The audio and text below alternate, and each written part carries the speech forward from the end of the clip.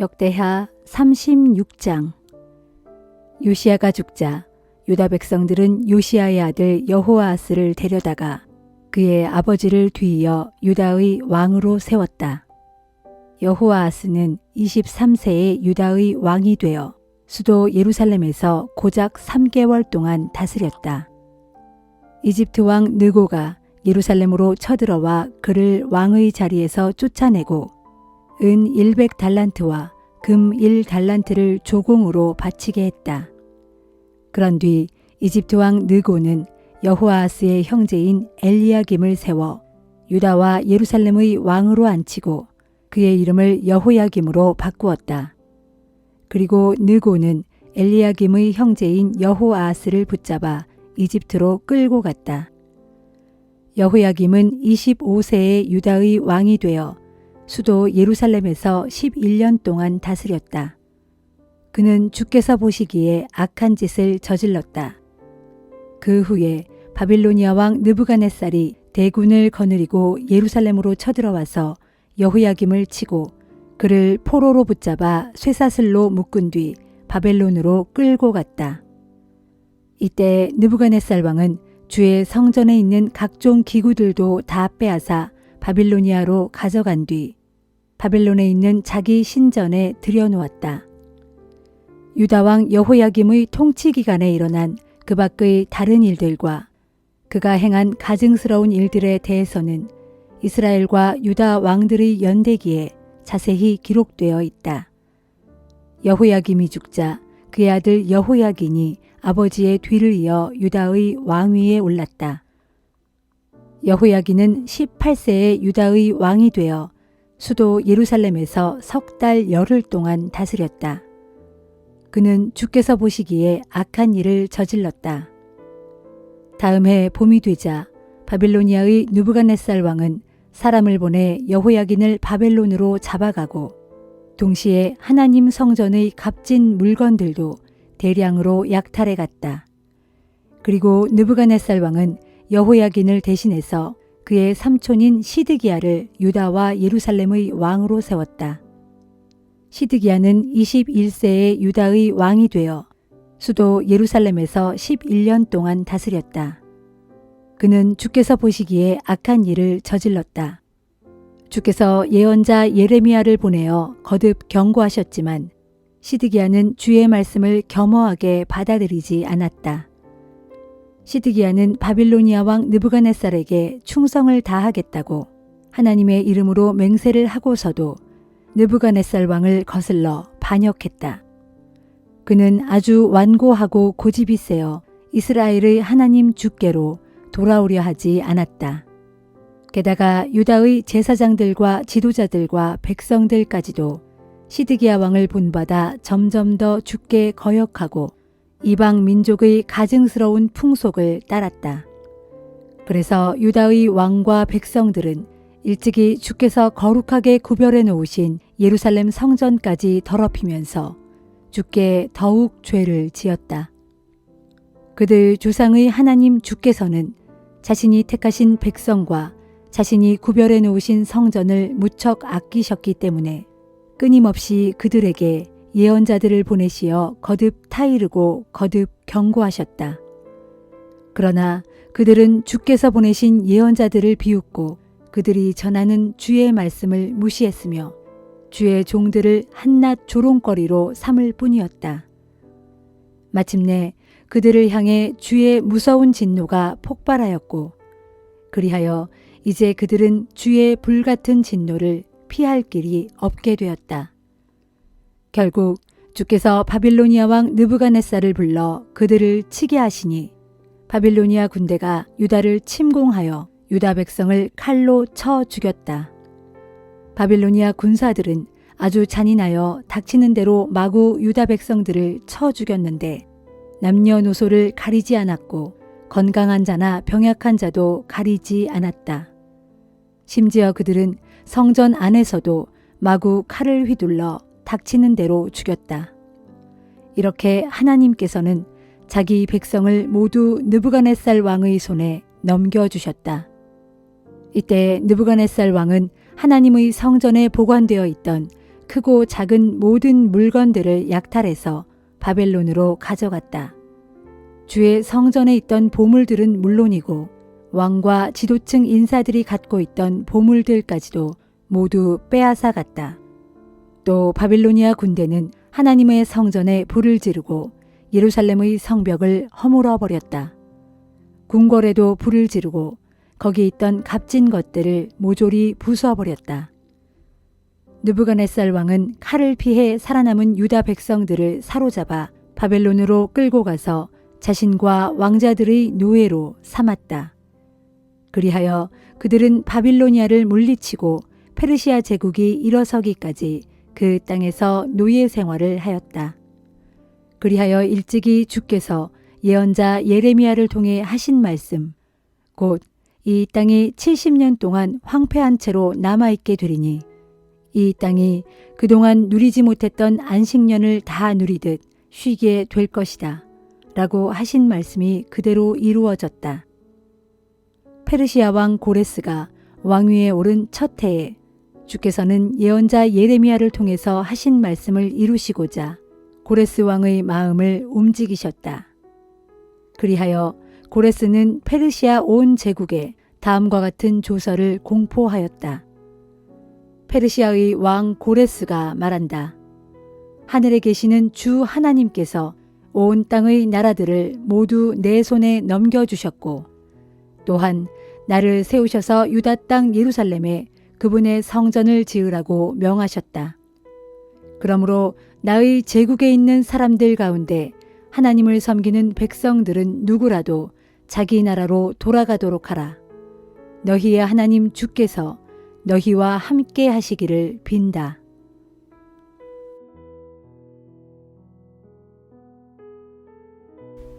요한계시록 22장. 그 후 천사는 또 생명수가 흐르는 강을 내게 보여주었습니다. 수정처럼 맑게 빛나는 그 생명수 강은 하나님의 보좌와 어린 양의 보좌로부터 흘러나와 그 도성의 큰 길 한가운데로 흐르고 있었습니다. 또 생명수 강의 양쪽 언덕에는 12종류의 열매를 맺는 생명나무가 심겨져 있어서 달마다 각종 열매를 주렁주렁 맺었고 그 나뭇잎들은 온 세상의 모든 민족들을 치료하는 약으로 사용되었습니다. 그 도성에서는 더 이상 저주가 없을 것입니다. 하나님과 어린 양의 보좌가 그 도성 안에 있고 그분의 종들이 항상 하나님을 섬기며 예배할 것입니다. 그때 그들은 하나님의 얼굴을 뵐 것이고 그들의 이마에는 하나님의 이름이 적혀 있을 것입니다. 그곳에서는 다시는 밤이 없고 주 하나님께서 그들을 항상 환하게 비추심으로 등불이나 햇빛이 필요하지 않을 것입니다. 거기서 그들은 영원 무궁토록 왕처럼 살아갈 것입니다. 그 천사가 내게 또 말했습니다. 이 말씀은 참으로 신실하고 참되다. 뭇 예언자들에게 성령을 내려주시는 주 하나님께서 이제 머지않아 일어날 일들을 자기 종들에게 보여주시려고 자기 천사들을 보내셨다. 그때 어린 양이신 예수께서 말씀하셨습니다. 보라, 내가 속히 가겠다. 이 책에 기록된 예언의 말씀을 지키는 사람은 참으로 복이 있다. 이 모든 것을 보고 들은 사람은 나 요한입니다. 내가 이 모든 것을 보고 들을 때에 나는 이것들을 내게 보여준 그 천사의 발 앞에 엎드려 그에게 경배하려고 했습니다.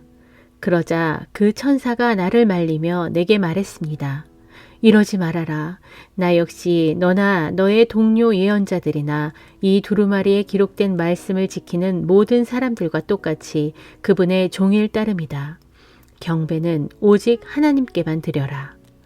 그런 다음 그 천사가 내게 또 말했습니다.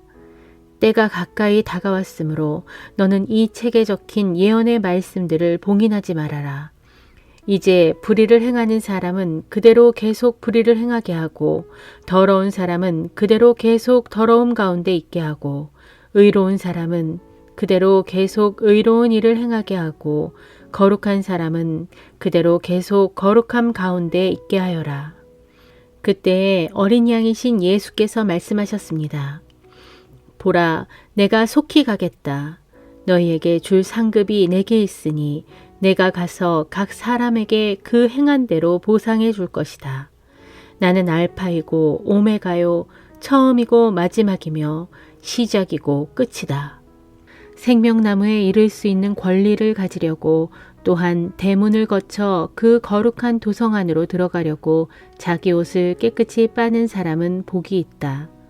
그러나 개 같은 사람들, 점치는 자들, 음행하는 자들, 살인자들, 우상을 숭배하는 자들, 그리고 거짓말을 좋아하고 행하는 자들은 누구라도 그 거룩한 도성 안으로 절대로 들어오지 못하고 도성 바깥에 남아있게 될 것이다. 나 예수는 땅 위의 모든 교회들에게 이 모든 것들을 증거하게 하려고 나의 천사를 너희에게 보냈다.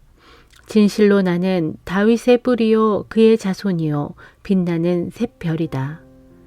이에 성령과 신부가 오시옵소서 하고 말씀하십니다. 이 말을 듣는 사람들도 다 함께 오시옵소서 하고 외치십시오. 누구든지 목마른 사람들은 나아오십시오. 와서 원하는 사람은 누구든지 생명의 물을 값없이 마음껏 마시십시오.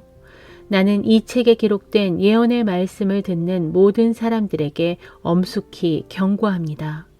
누구든지 여기 기록된 것에다 무엇 하나라도 덧붙이면 하나님께서 이 책에 기록된 모든 재앙을 그 사람에게 또한 덧붙이실 것입니다. 또 누구든지 이 책에 기록된 예언의 말씀에서 무엇 하나라도 없애버리면 하나님께서 이 책에 기록된 생명나무와 거룩한 도성에 참여할 수 있는 권리를 또한 없애버리실 것입니다. 끝으로 이 모든 것을 증거하신 분께서 다시금 말씀하십니다. 그렇다. 내가 참으로 속히 가겠다. 아멘. 주 예수여 오시옵소서. 주 예수의 은혜가 모든 성도들과 함께 하기를 빕니다. 아멘.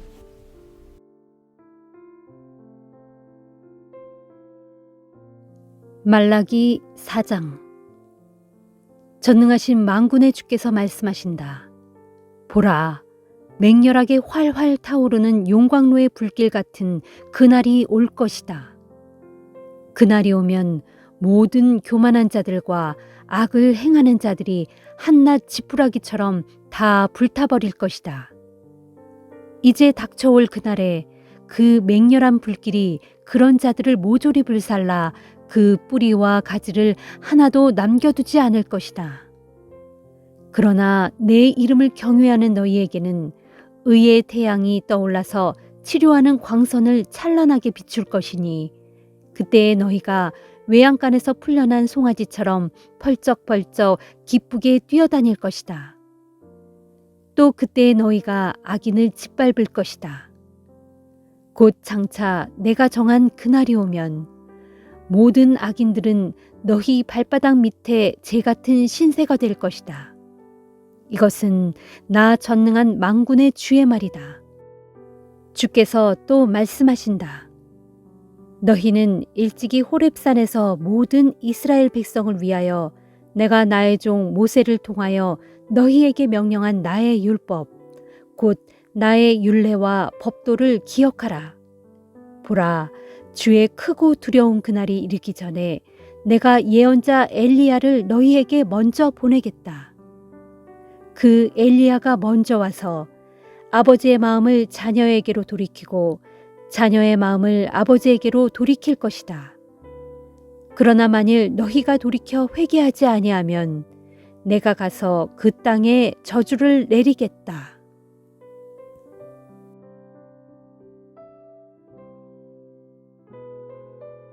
요한복음 21장. 그 후 예수께서는 디베랴 바닷가에서 제자들에게 다시 나타나셨다. 예수께서 제자들에게 나타나신 일은 이러하다.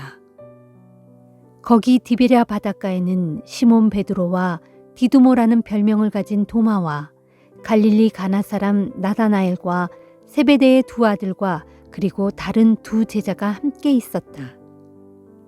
시몬 베드로가 일행에게 말하기를 나는 고기를 잡으러 가겠소 하고 나서자 그들은 좋소 함께 갑시다 하고 모두들 따라 나섰다.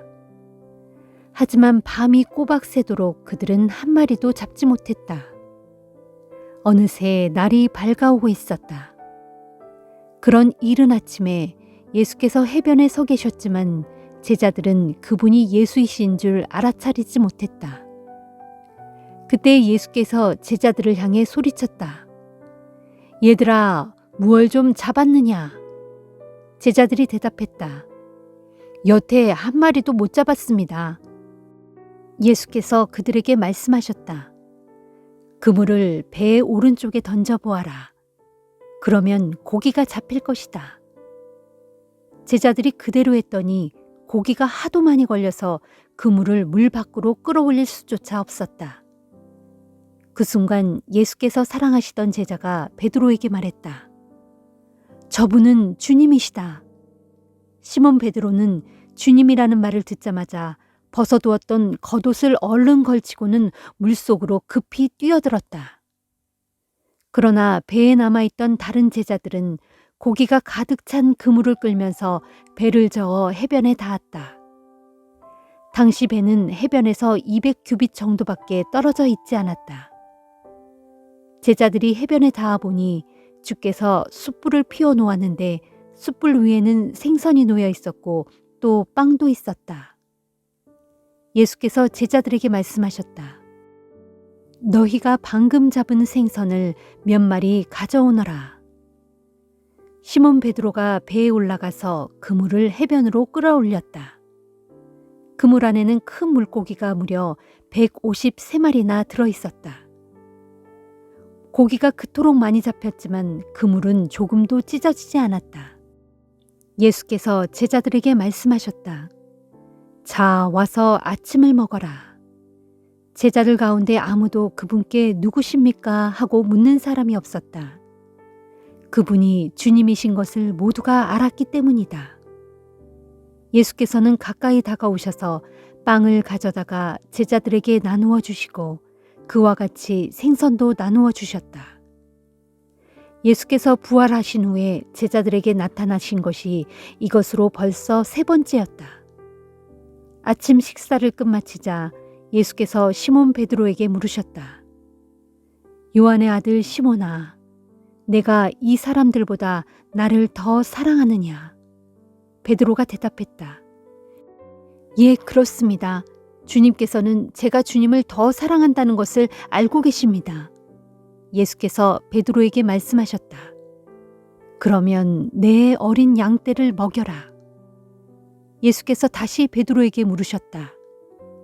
요한의 아들 시몬아, 내가 참으로 나를 사랑하느냐? 베드로가 대답했다. 예, 그렇습니다. 주님께서는 제가 주님을 참으로 사랑한다는 것을 알고 계십니다. 예수께서 베드로에게 말씀하셨다. 그러면 내 양떼를 돌보아라. 예수께서 3번째로 베드로에게 물으셨다. 요한의 아들 시몬아, 내가 정말로 나를 사랑하느냐? 베드로는 예수께서 3번씩이나 같은 질문을 하시자 불안해하며 대답했다. 주님께서는 모든 것을 다 아십니다. 그러므로 제가 주님을 사랑한다는 것도 주님께서는 다 아십니다. 예수께서 베드로에게 말씀하셨다. 그러면 내 양떼를 먹여라. 내가 진정으로 내게 밝히 말한다. 내가 젊어서는 스스로 옷을 차려입고 내가 원하는 곳에 마음대로 갈 수 있었다. 그러나 늙어서는 내가 팔을 벌릴 것이고 그러면 다른 사람들이 너에게 옷을 입혀 내가 원하지 않는 곳으로 끌고 갈 것이다. 예수께서 이렇게 말씀하신 것은 장차 베드로가 어떤 죽음으로 하나님께 영광을 돌릴 것인지를 미리 알고 그것을 일러주기 위해서였다. 그러고 나서 예수께서 베드로에게 말씀하셨다. 너는 나를 따르라. 베드로가 돌아보니 예수께서 사랑하시는 제자가 뒤따라오고 있었다. 이 제자는 마지막 만찬 때 예수의 품에 기대어 주님을 배반할 자가 누구입니까? 하고 물었던 사람이었다. 그 제자를 보고서 베드로가 예수께 물었다.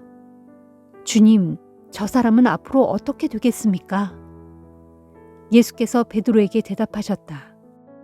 내가 다시 돌아올 때까지 그가 살아있기를 내가 바란다고 한들 그것이 너와 무슨 상관이 있느냐? 너는 나를 따르라. 이 말씀이 형제들 사이에 퍼져나가서 그 제자는 죽지 않을 것이라는 소문이 돌았다.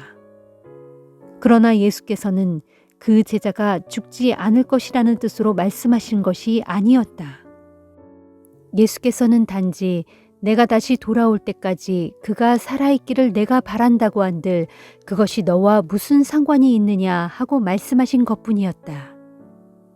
이 모든 일들을 증언하고 또 글로 기록한 사람이 바로 그 제자다. 우리 모두는 그의 증언이 참되다는 것은 알고 있다.